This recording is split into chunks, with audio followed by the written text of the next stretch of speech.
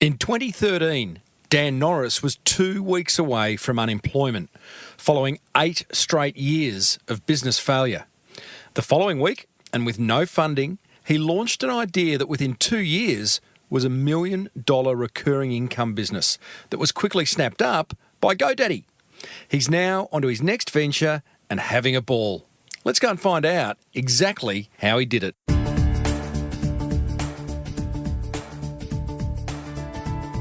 Before we immerse ourselves in episode 377 of the Small Business Big Marketing Show, the marketing gold is made possible thanks to Dragon speech recognition software and 52ways.biz.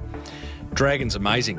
It converts whatever you say into text. You download the software, start talking, and your words appear on your screen, which means you can create documents, blog posts, emails, reports and spreadsheets in a third the time, because we speak 3 times faster than we write. Get 35% off at getdragon.com.au. And we're also made possible thanks to Dale Beaumont's 52 Ways live event that's touring Australia and New Zealand this month. In one very full day, Dale hands you on a platter 52 ways to grow your business. You can grab your free tickets over at 52ways.biz. Well, I said, welcome to a small business marketing show, where successful small business owners share their souls to take your marketing straight to the lead. Now, here's your host, Mr. Timbo Reid. And welcome back to the Small Business Big Marketing Show. I'm your host, Timbo Reid, but you, infinitely more importantly, you're a motivated business owner and you are ready to crank out some great marketing to build that beautiful business of yours into the empire it deserves to be. It's exactly what we do around here. We've been doing it for 8 years and we will continue to do it. If it's your first time round, thank you. If it's your 100th, 200th time round, thank you. Big show today. Serial entrepreneur Dan Norris shares his strong opinions around getting ideas off the ground, why we should all have a solid content creation strategy, and how he built $1 million recurring income business in just 2 years. Resident techspert Dale Beaumont from 52 Ways has an idea that will save you hours each week. I share another low-cost marketing idea that should get you a sale today. And we go back into the vault, revisiting an episode in which my guest was so superficial, I wanted to throw up. As per usual, team, there is marketing GOLD dripping from the ceiling over here at Small Business Big Marketing's HQ. So let's get stuck right in.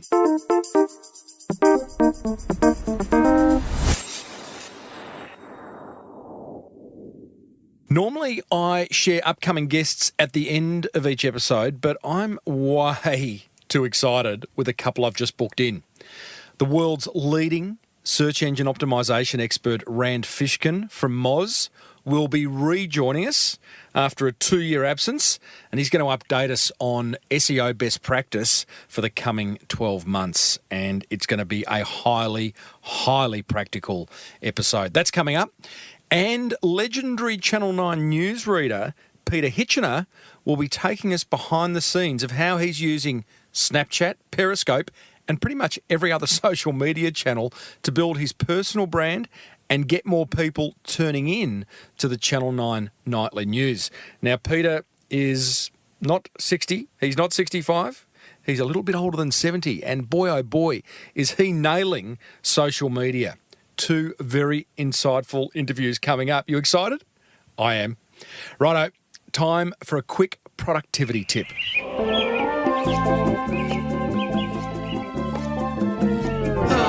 Life just got a whole lot easier. Hi, it's Dale Beaumont here from 52ways.biz, the best one-day business workshop ever, with another productivity tool to make your business life a whole lot easier. So what is the tool that I have for you today? Well, it's called Video Speed Controller, and this tool can quite literally save you at least 5 hours per week. How is that so? Well, I'm guessing, like me, you consume a lot of videos, right?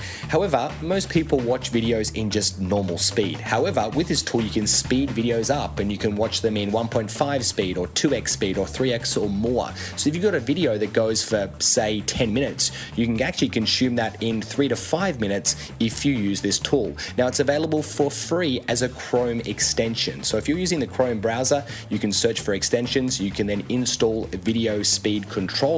And then what happens is anytime you're watching a video, whether that be on YouTube or Vidler or Vimeo or any of the other tools, in the top left-hand corner of that video will be a minus and a plus. Minus, of course, slows the video down, and the plus will speed the video up. So now you can watch a longer video in a much shorter space of time.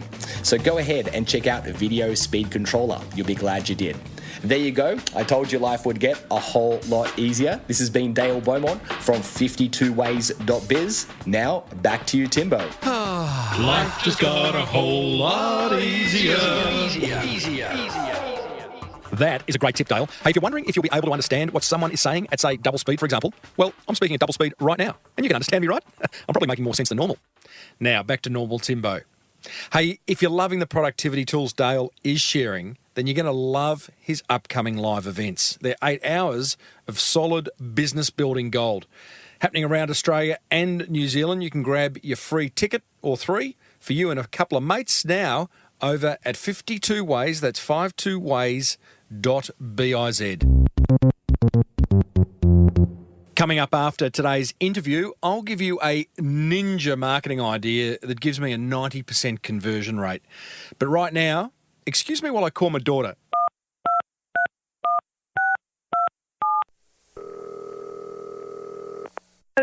Oh, Gorge, Hi, what are you doing? I'm on the train. Hey, the guest on my podcast this week swears a lot. Yeah. He drops the F-bomb and the S-bomb. Do you reckon I should let my audience know? That's so random. But you should let the audience know before the podcast. Yeah. Yeah, I reckon. Okay. I've been warned. Because I know, because my parents could be listening to it in the car, and then I could have kids in the car. My kids are so much more sensible than I am. Wouldn't be hard.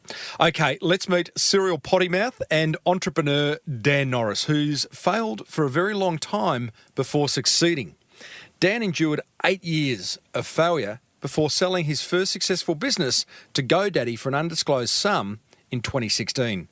I'm guessing it was a lot. Instead of finding the nearest hammock and enjoying his newfound wealth, he's now having a ball building Black Hops Brewery, a boutique brewery on the Gold Coast.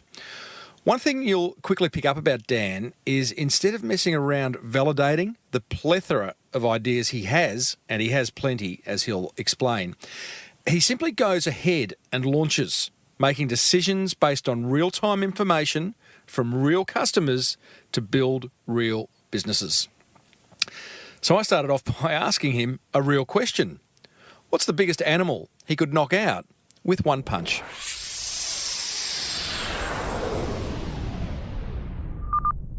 Probably a small lizard. Tough guy. Look at my arms, man. Hey? Look at my Been arms. working out? Not a lot. Wow. Drinking too much beer. You got nothing more? I thought there was going to be something massive. Zebra, maybe a giant, don't know, ox. Certainly not. Righto.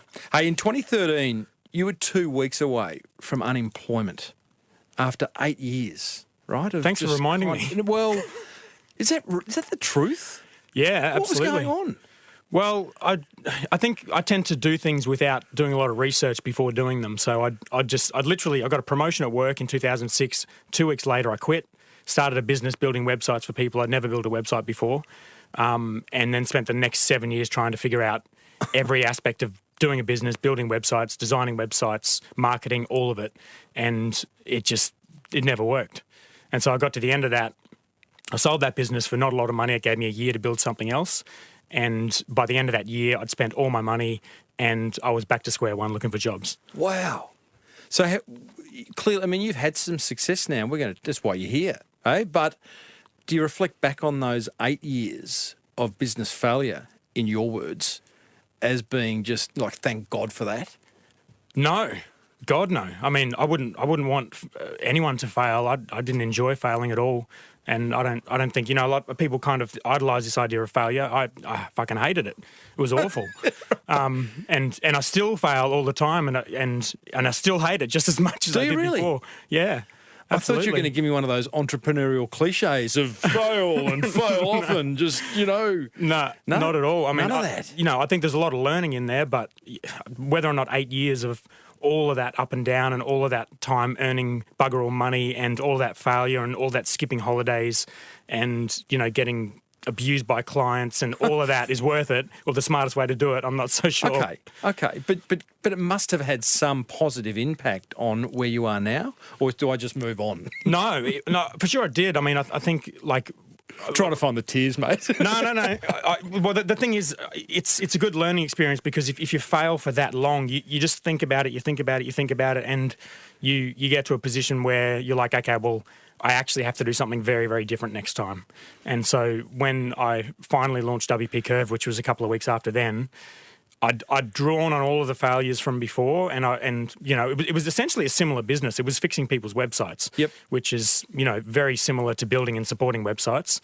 But I literally listed all of the things that I hated about the agency, and I crossed all of those off, and I said, I'm not going to do any of those things, but I'm still going to use my core skill set of fixing websites, and I'm going to somehow turn that into a service. So I learned from all of those bad years and wrapped them up into a service that wasn't going to have the same problems. Beautiful, because when I saw WP Curve all those years ago, it was like you kind of hit on something. It was like there was that gap in the marketplace of and for those listening who don't know what WP Curve is, I mean, what's the one-liner? Well, at the time it was unlimited WordPress fixes for $69 a month. Genius. Because there's all these WordPress website owners out there. Yeah. And it's like, I can never update it. I don't know how to put a blog on it. I got this thing that says 16 plugins ready to be updated. Yeah.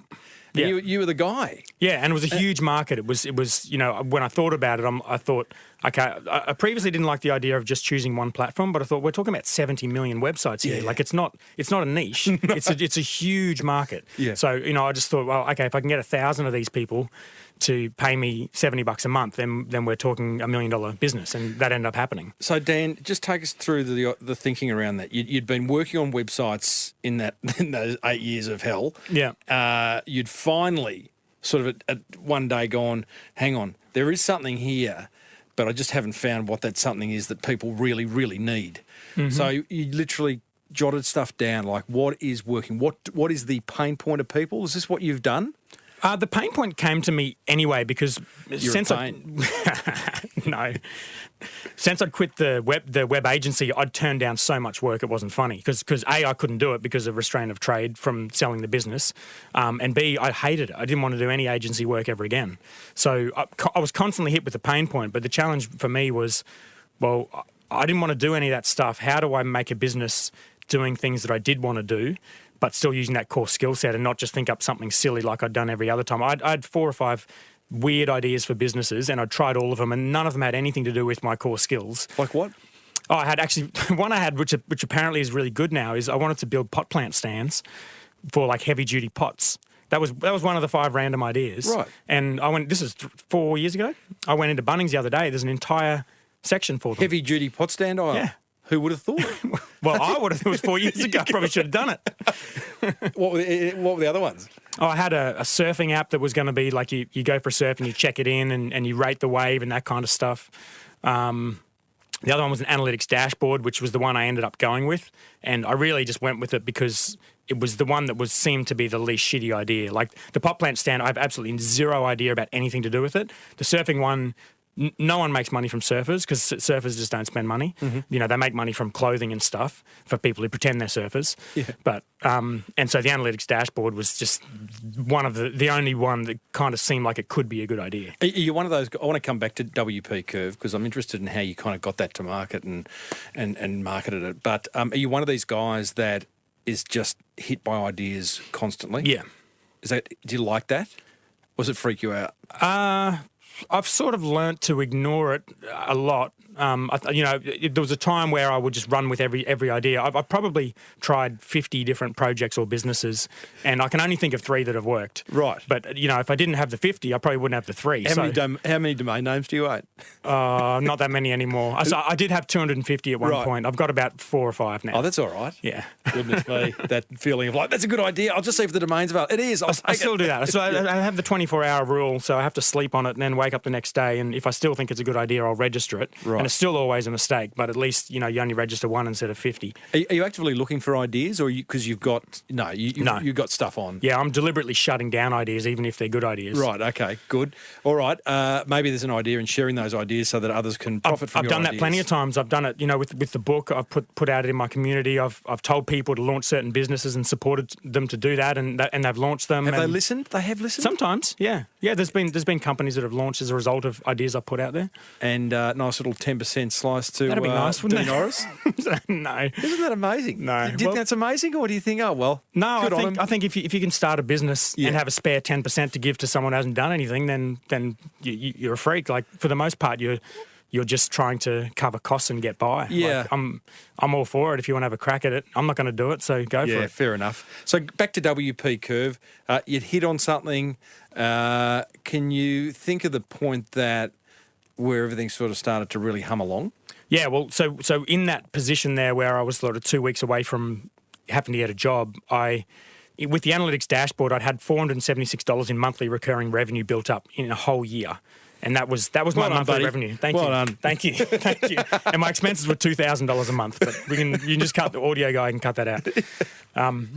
But yeah, so that was going down the toilet. I knew that. But with WP Curve, I thought, okay, if I can get that, quicker than a year, I'm doing okay. So I thought if I can get it in a month, but I got that exact amount in 1 week, and that's when I knew. In week 1? Yeah. It was only 10 customers. Yeah, but proof of kind of concept. That's right. Yeah. So I put the idea in a forum, asked if it was a good idea. Everyone said it wasn't, and I went, well, I'm going to do it anyway because I'm desperate. And I did that because again, there's a lot of business owners listening whose family, we've all got opinions, right? Mm-hmm. Oh, don't do that. They're always wrong. They're always wrong. Yeah. So you made a point not to listen. Well, for the first time, yeah. I mean, previously I was pretty obsessed with, entrepreneurial gurus and following these guys and taking their advice and podcasters, small business, big marketing advice.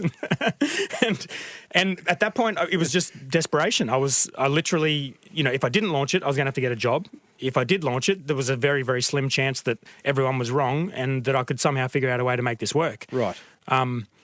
And it turned out that's what happened. I launched it. A lot of people signed up. They didn't abuse the unlimited thing because it just sort of had natural limiters in place. So I got 10 customers in the first week and basically got 10 customers every week for the next 2 years. Wow. Ending up with how many? About 1,000, I think. Well done, buddy. Yeah. You proud? Honestly, I don't think about it too much now because I'm always talking about the brewery now. We'll get there. We'll get to the brewery. Bloody hell. No, it's cool. Black hops. We'll get there. Yeah. But it is fascinating because it's kind of you do the brewery because of WP Curve, right? Well, that's allowed you to do that, I'm guessing. Not really. It was sort of overlapping. You have that $476 tucked away somewhere to buy your first canning press. Well, I mean, so by the time WP Curve was established, I was earning a good wage from it. So I sort of had money there I could play around with. But in a very fortunate sequence of timing, the day Black Ops opened, I was actually meeting with GoDaddy in America to talk about selling WP Curve. All right. And that ended up happening, and they just overlap perfectly. Beautiful. So, okay, wind back. WP Curve humming along. So I'm interested to know, because when I did first see that business model, I'm like, how is that not going to be abused? But I get it. I mean, people are reasonable, I think, at the end of the day, and there are only so many minor changes you can make to one website. That's right. Really. Yeah. So just to understand how that, because it seems like a pretty simple business. Online store where you buy your monthly membership. Yep. You have got people, I am guessing, in the Philippines and India and... Yeah, we had people in 7 different countries, but mainly the Philippines. Right. And they're just doing the work. And you've got a couple of managers back here, and probably including yourself, yes? Well, we actually had managers in the US that managed the whole thing, and me and Alex did to be honest, very little in the end. Wow. at one point, probably back on the banana lounge, thinking about that heavy pot stand idea. Well, yeah, there was a point there where I was like, well, I've got this business. It's paying me quite a lot of money. It's a good business, but I'm not really required to do anything. So I'm thinking about all these other ideas. And that's kind of why, I explored some of the other stuff like the brewery, because I was sort of sitting around thinking, like, do I build an office in Australia so I've kind of got something to do, or do I just leave it? Or what was it like having... I mean, we're not talking about gazillions of dollars, but you've all of a sudden had a level of success off the back of 8 years of failure. What's that like? It's sort of hard to think back, to be honest, Tim. Come on, mate. It was, how long ago? 5 years ago? Yeah, but it's hard to think back to when it was really bad. Like, I remember sitting there and I remember sitting in the Philippines on a little event retreat thing for 2 weeks, which is when I built this analytics dashboard. And I think I was 30. I was early 30s. My relationship wasn't going very well. My businesses were all fucked. I had kids, and I was sort of like thinking, like, okay, what am I going to tell my kids I do? And I was just sitting there like 6 o'clock in the morning after a big night, just thinking, what the hell happened? Like, how the fuck did I get here? Yeah. But I always had that feeling that I was going to do something successful. Like, I've always had that my whole life, but I just had so many years of failure. I ended up just giving up. But through luck or just through persistence or whatever, I didn't quite give up. I was very close to giving up. But did you get a call from GoDaddy or did you chase them?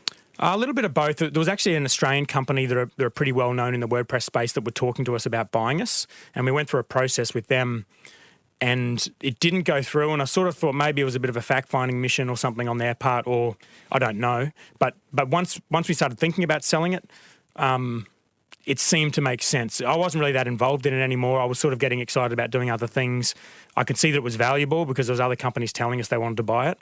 And then GoDaddy had made some contact back and forth, but I think we went back to them and said, we're actually keen to talk about this. And again, really fortunate timing. They were looking for something like this, and the process kind of went out and it happened. What was the business? Where was the business at? It was 2 years old? Yep. It was a bit more than 2 years. Okay. Yeah, a bit more than 2 years. Call it 3 years, 1,000 members, $79 US a month. Yep. And humming. Systems in place. Yep. Great marketing, great branding, great awareness. Yeah, we had a good brand. We had issues. We weren't growing as fast as we used to grow. I think any kind of recurring subscription is very, very challenging. And I've tried recurring subscriptions with almost every business model you can think challenging? of. Well, because people leave, and you have people come in as well. Well, ideally, yeah. But if 10% of people leave every month, if there's nothing locking them in, if say 10% of people leave, you could be growing 10% a month and not growing at all. And for any business to grow 10% a month, that's a lot of people to come in. Yep. You got 1,000 people, you're talking about signing up 100 people every month, which is huge. And we had no marketing budget; it was all just content and brand. Was it? Yeah. It was all content. Yeah, we didn't spend any money on marketing. Wow. Well, you did, but not the market, not above the line That's right. advertising. That's or right. anything. Yeah. Everything's marketing. Marketing is everything, Dan. Yeah, I spent a lot of time on marketing. Well, you love your content. So, what kind of content were you producing for WP Curve? Well, it started with a I had a podcast. I did sort of 80 episodes. I had you on there once a lot of years ago. You did.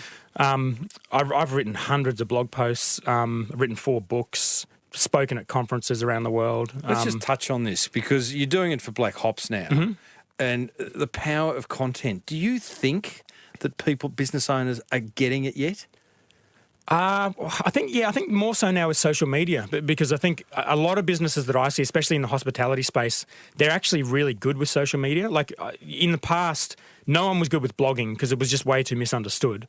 But now, because everyone's got social media, they use it anyway. People are telling stories on their Instagram and they're putting up content. When businesses launch, you're getting stories of how they're building their equipment and finding the space and all of that kind of stuff because it's so much easier for them to do it. And this is all content marketing. It's just the platforms now are much easier to do it. So, yeah, I think people are definitely getting it. I would say, I think what you said earlier was like this: they're getting it more than they used to. Yeah. You went straight for social media, and I would argue, man, there's a lot of businesses who still struggle with social media. Like, it depends on the business, though. It does. I think there's a lot of businesses that are just not interesting businesses, and that makes it very hard. And if you can't tell an interesting story, no one's going to want to watch the story or listen to it or read it. So I think that's the challenge. If you've got, it's easy for us. We make beer. I hear you, and definitely you've got to run up start, beer, interesting stuff, social lubricant. But the non-interesting business, and I hear it from insurance guys or accountants all the time, our businesses aren't interesting. I'm not sure about that. I mean, insurance people are all about protecting wealth. Accountants are all about increasing wealth. I Yeah. mean, that's interesting. Well, I Because think you got with to wealth comes freedom. Yeah, you got to find the interesting stories. I mean, if you're doing this for other clients, then I'd be showcasing my clients because your clients are probably interesting. Yeah. But if you can't find the interesting stories in whatever you're doing, and you're just writing content about some insurance thing you just launched, like that's never going to work. Yeah, okay. I'd like to finish up later on, about 4 hours down the track. Sounds good. With content. We just have an overall marketing discussion. So let's leave that there. Go back. You're in the boardroom at GoDaddy. Yep. And the deal's done. Well, it was a long process to get the deal done. This was the very first meeting and the only meeting I ever went to because my business partner Alex lived in San Francisco and he handled the entire thing. Beautiful. And part of the deal was once we sold it, I would have nothing to do with it and he would go and work for GoDaddy for a couple of years. Right. And it just, again, it's very, very fortunate for me because there was no way in the world I was going to go move overseas and leave my kids here and work for a big company. But he was there already. It suited him. His wife wanted to start a business. So Aussie or an American? He's Aussie. Right. And he actually, I'd never met him until 9 months after starting WP Curve. So we were doing 20 or 30 grand a month, I think, before I'd even met him. Right. And you met him and you thought, were you looking for a business partner? No, he was already my business partner. Oh. Hang on. You started WP Curve with this bloke, Alex, from day one. No, not day one, but about day 30. Yeah. Who you'd never met. Yep. Face to face. Yep. Wow. So many questions, so little time. How'd you meet him? Why'd you trust him? How did you learn to trust him? How'd you know he wasn't, actually a 68-year-old female transvestite who was putting on a younger man's he's 6'5", so that helped. Nothing wrong with 68-year-old transvestites, by the way. No. Well, yeah. Well, I Skyped with him, so I had a Right. pretty good feeling. I knew some of his mutual friends. We used to work at Queensland Rail, not together, but we used to live in the same suburb. We had a lot of stuff in common, but we'd never cross paths. Okay. And again, it was desperation. I started a business that ran 24 hours a day. I had one developer and I had myself. And I used to go to sleep at night with my phone next to... We had 24/7 live chat support. So I just used to go to sleep at night with my live chat app on my phone. That's not funny. It was never going to be sustainable. No. So it was always going to be, I'm going to hire someone over the other side of the world, but I had no money to hire anyone. Yep. He came, again, through content, found one of my income report blog posts and said, I've just moved to the States. We started talking. I gave him a trial, and before long, this thing was just exploding, and he was working as much as I was. So I'm like, let's just do it. What a great story. Hey, well, everything came together for WP Curve. One last question about it. We move on to Black Hops, the beer. You happy with the name WP Curve? Always troubled me. Oh, he did it? Why? Yeah, I just because I could never go WP Curve. What is that? Why is it a curve? Okay. What's it? I'm quite a literal person. Well, the original name was WP Live Ninja. Yeah, right. And I get that. Yeah, I totally get that. That's what I called it. And then after Alex started, we found there was another company called Live Ninja. Right. And so he thought maybe it's a good idea to change it. And I actually never liked it because I always like short names. Yes. But I started this business in 7 days and I picked the name in 1 day. So I gave it zero thought. I put the website up. So I was fine changing it. Interesting. Okay, so again, speak to a lot of business owners who stuff around for weeks, months about a business name, and my view is, Apple was once a piece of fruit. Yeah, right. Yeah. It's what you put into that business. That's right. In terms of where the energy comes from. Steve Jobs just happened to be dropping acid on an apple farm, and then all of a sudden you got the most valuable company on earth. That's so right. Don't try and make sense of it. I digress, but I was having a conversation only with my kids the other day, and it was all about drugs, speaking of acid. But I'm very interested. I'd love to see a chart, and if you know it exists, can you please send it to me, which is the top 100 songs of all time. Right. And which ones were written under the influence of something beyond marijuana. Well, you might be able to do the same with like the top Silicon Valley executives of all time. Right. Wouldn't that be interesting? I'd like to see that. Righto. So sold. Thank you, GoDaddy. Has GoDaddy stuffed it up? No, they've embedded into what they're doing, but they are a gigantic company. Gigantic? So it was 6 months before they even let customers in again. Wow. They've changed it. But yeah, integrating into GoDaddy was never going to be easier. They wanted it mainly for the team, and they wanted to offer like WordPress services. So it's not. I'm sure it won't be the same as it was when there's two blokes running it. Did you care what GoDaddy did with it? I did, but I was ready to move on, right. and I also cared what I would do with it. And it wasn't growing anymore. I'd lost interest in it. Wow. So why? thought we were going to leave WP Curve, but it is such a great story. Well, I think there's only so much time you can work on something before you get bored. At least for me, that's the case. And this is a business that was not changing. It was, at the start when it was changing, we were growing. It was all interesting. I'd sort of learned to delegate everything. I didn't really have a whole lot to do. How's the ADD going these days? It's better now because I have a business that's changing every bloody day, so there's plenty to do. See, I hear WP Curve, you sold with a few thousand clients 3 years in. How many WordPress websites are there? Tens of millions? Yeah. So the upside was rather large, but you just lost interest and away we go. Okay, yeah, I get it. But also, if it's not growing, how do you get those clients? And I think what we would have probably had to do was completely change the model. And that would have been a very big job, and it probably would have required us to do some sort of marketplace and probably get external funding. And if I did that, it would mean, again, running a business with a guy on the other side of the world. It was going to get complicated. You don't like complication, do you? Not You're a really. simple man. Not really. And then I had another business that was just as exciting, so it made sense. As in Black Ops? Yeah. Okay, so did you take any time off on the Banana Lounge or the No, hammock? God, no. Straight in? What else are you going to do? I don't know. You're not a hammock kind of guy? No, definitely not. Mate, you live on the coast. Yeah, well, I can go for a surf any day and still work. Right. I'm not going to surf for 12 hours. You could. You seen my arms, I told you. That's right. You could punch out a small lizard. Yeah. Wow. So you, at Black Hops, there was a crossover, was there, between selling WP Curve and starting a boutique Gold Coast brewery? Yeah. Well, it was just when it started, it was just me and two mates sitting around the pub thinking, oh, we should make this beer. That'd be cool. One of those ones. Yeah. One of those ones. Yeah. But I'm the kind of guy who, if we're going to do it, we're going to do it properly. So we did the homebrew, and then I made up labels. We thought up a name. We got an Instagram account. We got bloggers to write about this beer, even though it was just homebrew. It was just like they thought we were launching a brand, and we were just like, oh, this would be fun if we put a label on here. And one thing just led to another. And by the time I was in negotiations to sell WP Curve, we'd actually built an entire brewery on the Gold. There's obviously quite a bit in between. I hope so. Otherwise, this is going to be a really short interview.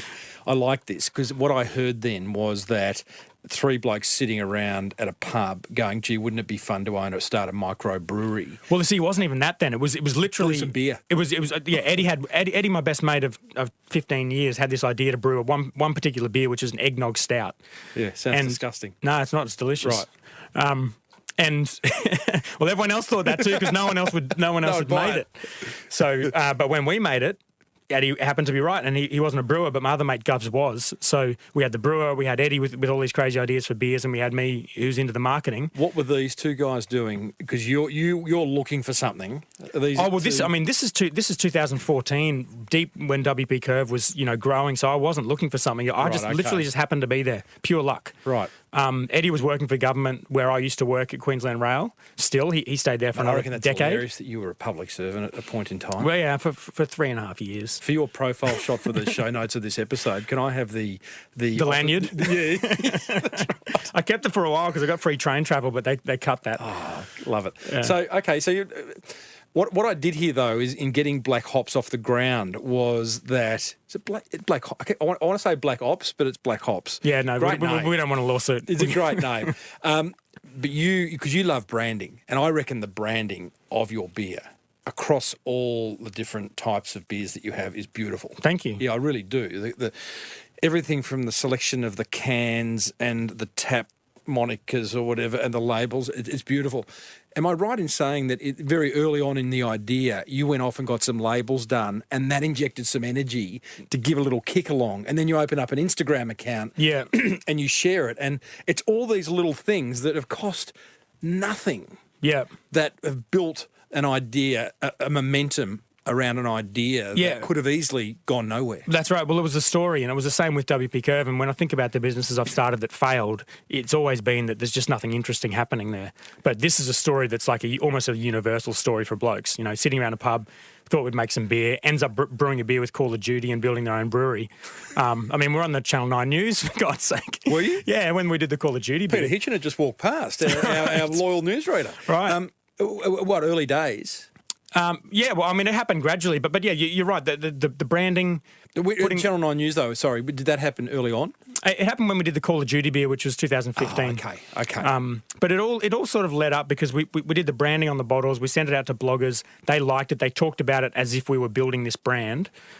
which I guess we were, but it was, at some point it went from a joke to being, actually, we're going to do this. And after we did the homebrew, there's a thing called contract brewing where you can brew at other companies' facilities. We did that. It only cost us a few $1,000s to brew one batch of this eggnog stout, and we launched it. And then all of a sudden, we had an actual business. I mean, you don't make money doing it, but we had a business. We did it in a bar. We could sell to bars. We had a launch event, and then all of a sudden, it was actually real. And then another series of events. We started talking about building our own actual brewery. But at the start, it was definitely not let's build a brewery. It was like let's just make some home brew and see how good it tastes. Where's it at now? Well, we're expanding, but we've raised more money in the last week. We've ordered 3 times as many tanks as we've currently got to expand into next door. We've taken over next door.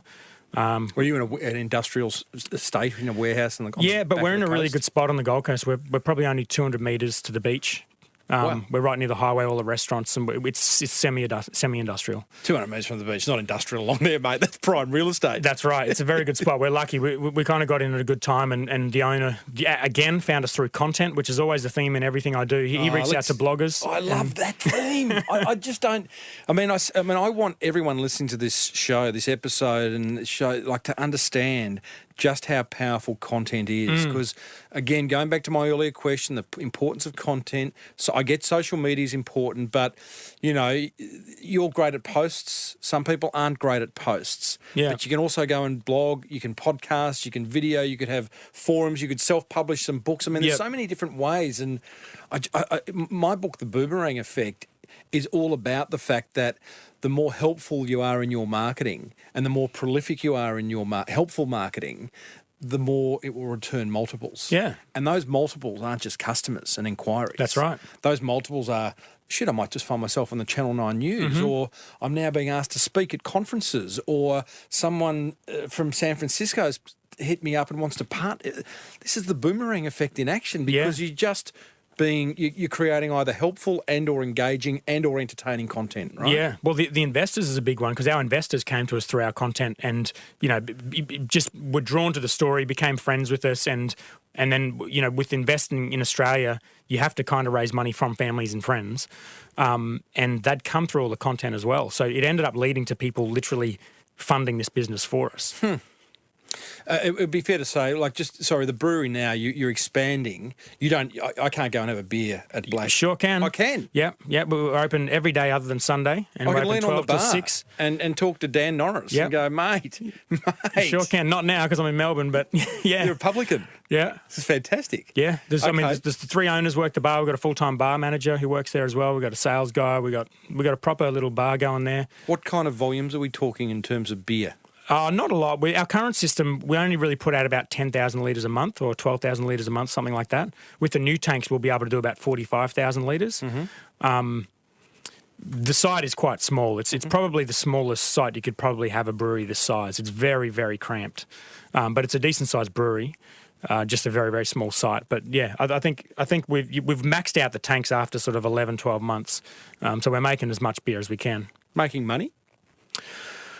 Profit is very, very hard in a business like this. It always has been. It probably always will be. I've looked at other companies that have, done crowdfunding in this space where they have to release their financials, and it's turning a profit is very challenging. Every month is really tight.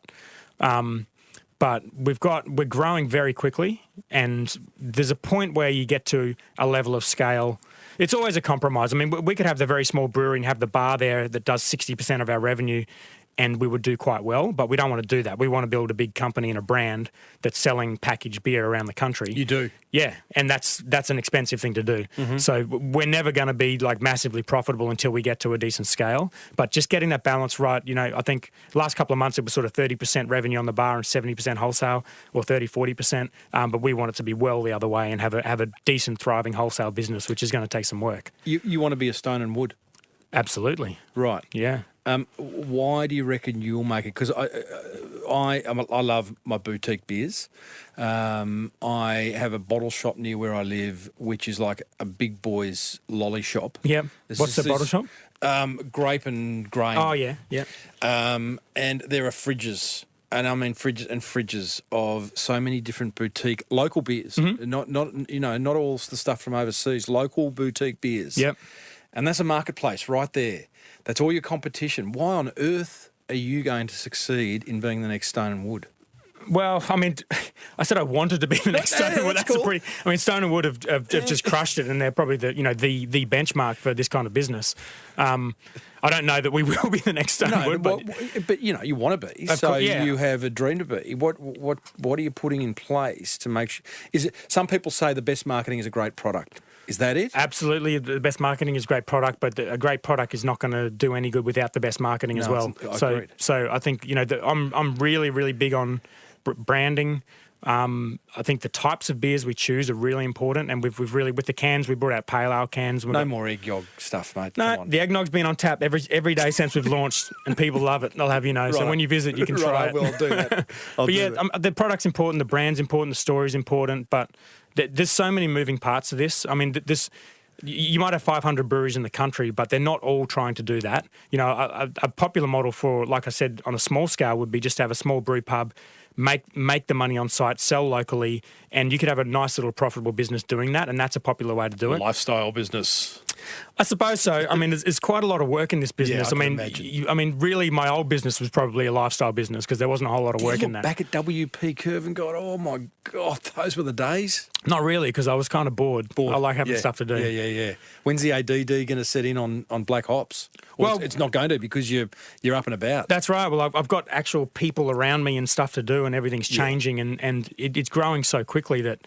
What's the difference that you've noticed between having being a service provider and now having a product? I always look at product marketers with envy. Yeah, me too. I was the same. I was getting to the point where like working remotely and having this service that was kind of like this thing up in the cloud was kind of hard work. I was kind of sick of it. So I was going to try and do some sort of physical product anyway because I wanted to make something. I like making stuff and I like seeing what I've made. So it's rewarding. Week's episode is a guy who's bought the license to a product called Power Planter. Right. And he's a photographer. I'm digressing, but just on that whole product thing. I mean, this guy, photographer, bit dissatisfied in what he was doing, bought 20,000 seedlings, and then, because he loves gardening. Right. And then he goes, I've got to dig 20,000 holes. And he goes like, I don't want to do that. Right. Quick Google, he finds this thing called the Power Planter, and now he's sold $1.8 million of them in 10 months. And he's just he had this conversation about being a product marketer versus service. And again, he's just like, it's heaven. It is heaven, but it's also, there's so many challenges, there's so many moving parts to this business. And we're three guys who, you know, we've got a pretty broad range of skills, but there's a lot of stuff we don't know about running a brewery. None of us have ever run a brewery before.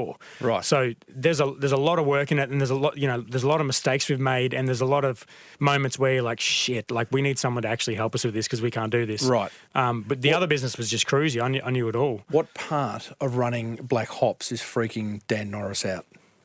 I wouldn't say it's freaking. You know, you sign up for these challenges, so nothing freaks me out. This is what you want in life. You want these challenges, otherwise you don't start these businesses. But probably the biggest thing that we struggle with has probably always been sales, because none of us are in sales.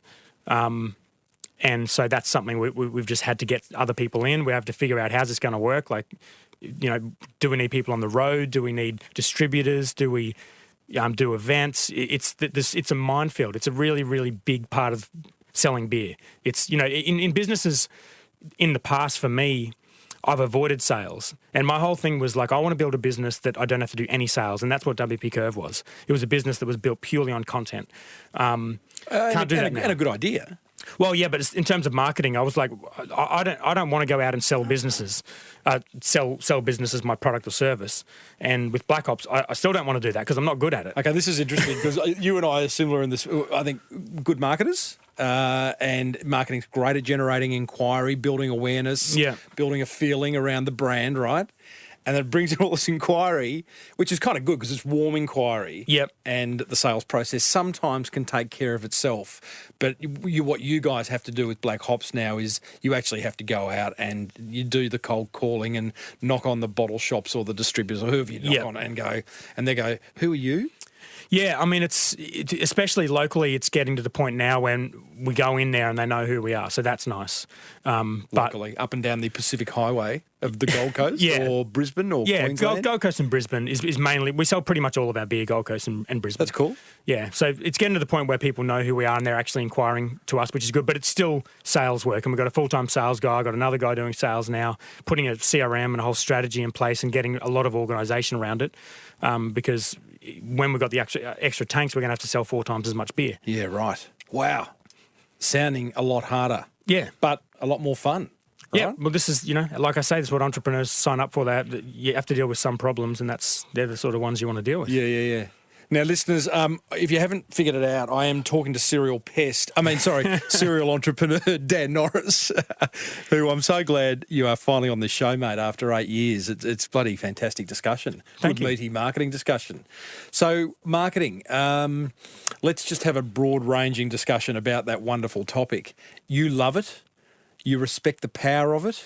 Many don't, I think the ones who listen to this show clearly do or want to. Yeah. Where do you think it's going with where's marketing going? Well, I mean, I just think I don't think it's going anywhere. I think it's always been the same. I think fundamentals remain unchanged. Yeah, I think it's always about story and it's always about brand. And if you're an entrepreneur who hasn't thought about the story and doesn't have any passion for your brand or at least has not developed some kind of skills. They are two, on the wank chart of marketing, storytelling and brand are rated pretty high. Yeah, that's fair. And I don't say that critically. I just know that there are people listening going, oh, here we go, brand and storytelling. Yeah. Heard that again, heard that before. What do you mean? Well, I mean, it's exactly what you said before with the cans. It's if we were to make good beer and put it in branding that didn't look good and didn't feel good and didn't say anything, then you're going into a bottle shop with 1,000 different beers in there and you're not selling anything. So, and I see entrepreneurs make this mistake all the time with branding. They just don't take it seriously. Like, okay, this might be like a wank term, but every day I go onto Facebook and entrepreneurs are putting up 3 logos that they got on 99 Designs and asking all of their friends which one's the best. That kills me. I mean, this is not taking your brand seriously. No, it's not. So they're not getting it, whether it's a wank word or not. They're not doing it right. Yeah. No, look, I wasn't being critical, although I was just kind of representing those listening who think it is a wank term.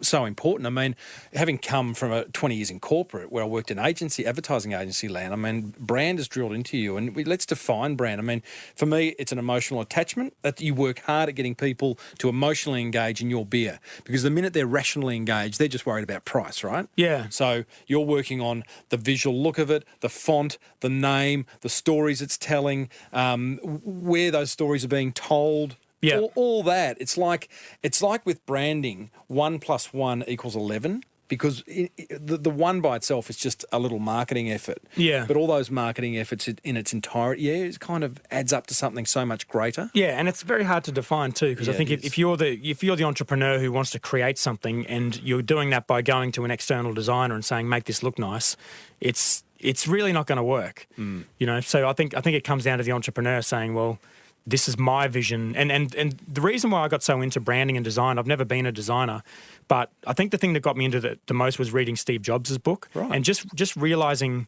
I got really, really inspired by that book, just realising the extent to which he was passionate about the brand and about the design and every little detail of it. And it just made me think like Steve Jobs is not a designer. He had a designer working with him, but the designer probably would have done nothing if it wasn't for Steve Jobs, because he loved design. That's right. He loved design, but why doesn't every entrepreneur love design? Who knows? Well, they should. It's hard, one of my dad jokes is, I don't know whether to match my socks with my shoes or my pants. It's like, I get the fact that design's important and looks are important, but actually trying to convert that into something that works, it is hard for many. And Jobs was very good. He'd found that intersection between like design and functionality, whereas, Gates had just found functionality and didn't give a stuff about what anything looked like. And clearly there's a lot of us who do like nice things. Yeah, right? yeah. Aesthetic, nice And things. don't beat yourself up because he wore the same thing every day, so it doesn't really Mate, I matter. noticed you've got the black shoes, the black Dax, and the black T-shirt, This is what I wear every single day. I want to focus on other decisions that are more important than what I wear. I don't want to rattle on about storytelling because we have done it on this show many times, but for you, what's at the heart of storytelling for a brand, for a business? I think with any type of content, it's doing something interesting. And I know with the businesses that I've had that have done well, with WPCO was income reports, and what was interesting about that is I was doing them when I wasn't earning an income. Yeah. So they were just reports. Mm-hmm. And then eventually I was earning an income, and then that became an interesting story to people.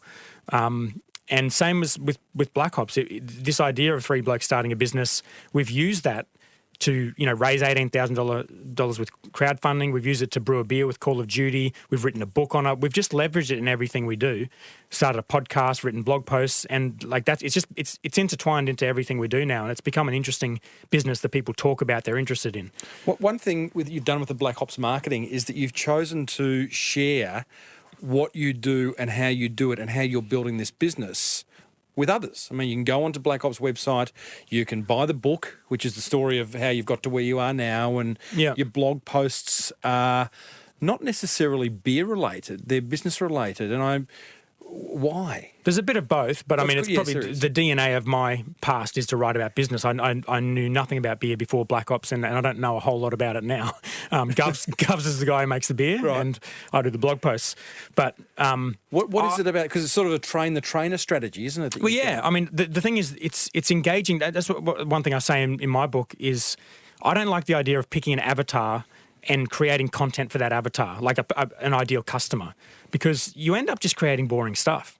And I think if you can pick a community, in our case, okay, you pick the craft beer community, and in that community you have bottle shop owners and venue owners, but you also have home brewers, and you have investors, and you have casual drinkers, and you have entrepreneurs, and you have malt suppliers, and you have all of this big, wide group of people who are all in the same industry, all active in the same Facebook groups, all interested in the same stories.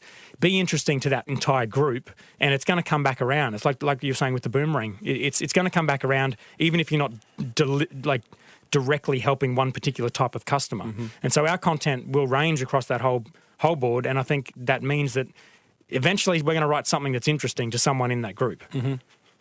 Dan, I don't normally finish with this question because it's a rookie interviewer's question, which is it's like, is there anything left that you haven't shared with the small business owners listening, which is very dangerous because in the wrong hands, I've now given you permission to rattle on for the next half an hour, but you're the kind of guy who I know has some really strong opinions around entrepreneurism, who's acted on his ideas, and I just wonder, is there something there that you just like, and you're opinionated on your social media, so I'd love you to just smash your fist on the desk and go, hear this.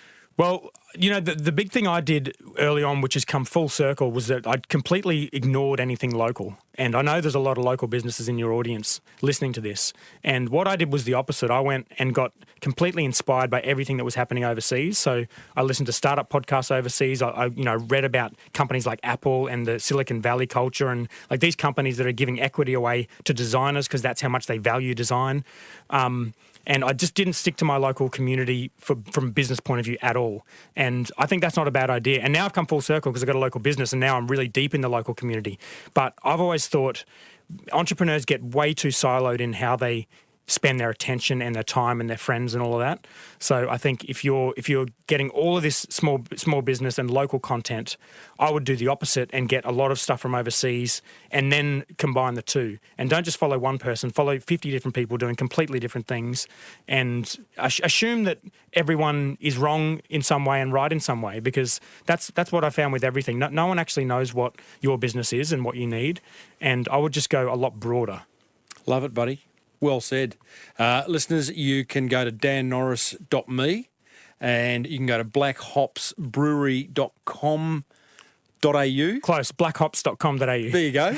You wouldn't want brewery in there. It's a hard word to spell. It's a hard word to say too. I still haven't quite mastered it. I agree. And if you're on the Gold Coast, I would drop in because I certainly will. Hey, Dan, thanks for finally joining me on the show, mate, and sharing your marketing gold. Well, it's been a pleasure, and thank you so much for doing what you do. I've told you that before, but this was very inspirational when I started out in business and continues to be. So thank you for having me. how very kind, young Daniel. There you go, Dan Norris of Black Hops Brewery. Coming up, I share my top 3 attention grabbers from that fireside chat with Dan. Plus, I've got a marketing idea that will cost you nothing and that should get you a sale today. But first, check this out. Now, I get how busy you are. So busy that you haven't written a blog post or added new content to your website in how long? A month? 10 months? Maybe never. Well, you're not alone. In fact, you're in the majority of small business owners who would rather set fire to their own legs than sit down and write a 500-word blog post, even though they know it'd be good for business. But guess what? We speak up to 3 times as fast as we type. And thanks to Dragon's speech recognition software, you could be smashing out content in literally a third of the time. Dragon converts whatever you say into words on your screen. It's ridiculously accurate right from the get-go, and it learns what you sound like, getting better each time you use it. I actually used it to write this ad. In fact, I spoke this ad. Dragon works on PCs and Macs, and right now you can access an exclusive 35% listener discount over at getdragon.com.au. So get Dragon now and write as fast as you think. My top 3 attention grabbers from my chat with serial entrepreneur Dan Norris, thanks to Dragon speech recognition software and 52ways.biz. Attention grabber number 1. I just really love Dan's entrepreneurial spirit. You know, he's out there having a go, not overthinking things and getting things to market. And I love that. Attention grabber number 2. I thought it was interesting that he regrets and didn't learn anything from his 8 years of failure. Generally, the cliche is right that, thank God for the failures because I learnt from them. I didn't repeat them, but I'm a better person for them. You hear that a bit. I don't know if there's a right or a wrong answer, but Dan's pretty adamant that he wished they'd never happened. And attention grabber number 3, his respect for the power of creating helpful content. Dan's a content machine. I want you to be a content machine. Seriously, just start embracing creating helpful content that will position you as an opinion leader and bring a tribe of loyal customers and prospects towards you. If you want to know how to do it, grab a copy of my book, The Boomerang Effect, over at smallbusinessbigmarketing.com. What have you got to lose? It's time for one simple yet effective marketing idea that you can implement immediately. One that won't cost a fortune and that might just generate you more awareness, more inquiry, ultimately more sales. I call today's idea the 185-second follow-up video hack. How many clients and prospects do you have on your I'll get back to them one day list? If you're like most business owners, it'll be quite a long list.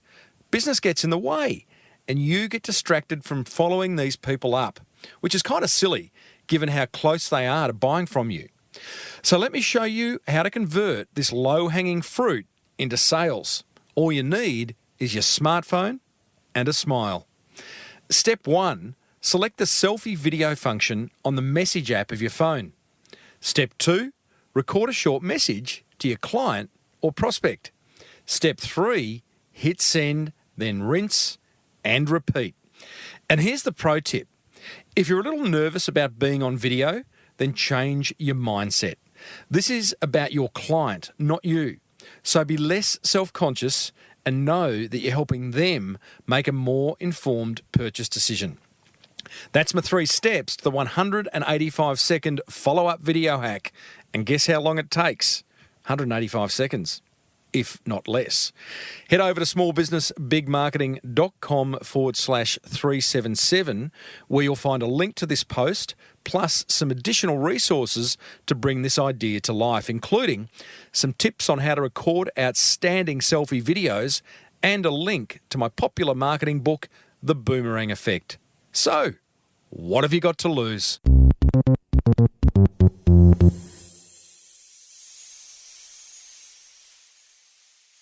Well, that almost wraps up another episode of the Small Business Big Marketing Show, but there is plenty of marketing gold coming your way in the weeks ahead, as I mentioned earlier in this episode.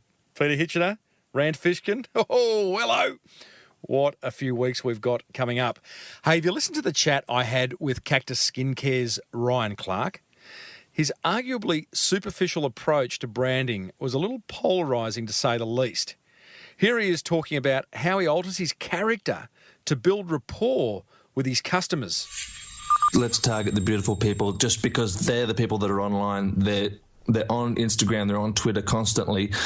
Let's target those people. And so a friend of mine is a model, and he said, you should go to events. I go to them all the time. I'm going to one on Thursday. Do you want to come? So I came along to this thing, and I wore the best clothes that I had available. And I freaked out at first when I first went there. I'd never seen so many good-looking people all in one place at the one time, and I didn't know where to put my hands. And I was like going, all right, I'm going to put them in my pockets and just, act casual, And How long ago is this? This was probably 2 years ago. Okay. And 2.5 years ago, and that was and I saw him roll up, and he's wearing this beautiful blazer and his shirt undone, and he looked at me and Bucks, and I went, all right, that's what I need to do. So then I went out and basically maxed out the credit card on clothes and started working out a lot more. I got into I suppose watched Mad Men and looked at Don Draper and go, all right, and sort of slowed down the way I speak, look at people in the eye. Wow. This sort of thing. And then also to do that, become and trying to increase how charismatic I could be when I'm out and focusing on that, but in a non-sleazy way, like sort of I'll go and do it, be that character, talk, be cool, and then go home, Ryan went on to explain how he went on to study socialite psychology, which I had no idea was even a thing. Oh, my goodness, what an interview that was. Hey, you'll find that full interview plus hundreds more over at smallbusinessbigmarketing.com, or you can subscribe free on your favourite podcast catcher. Hey, I'd love to hear from you. Email me, tim@timreid, reid.com.au, or you can hit me up on Twitter @TimboReid. And I think you should join the Small Business Big Marketing's Facebook page, where we can connect even deeper. Don't forget to check out Dragon's speech recognition software. Such a brilliant way to get those long overdue blog posts written once and for all. Get into the habit. Visit getdragon.com.au for an exclusive listener deal.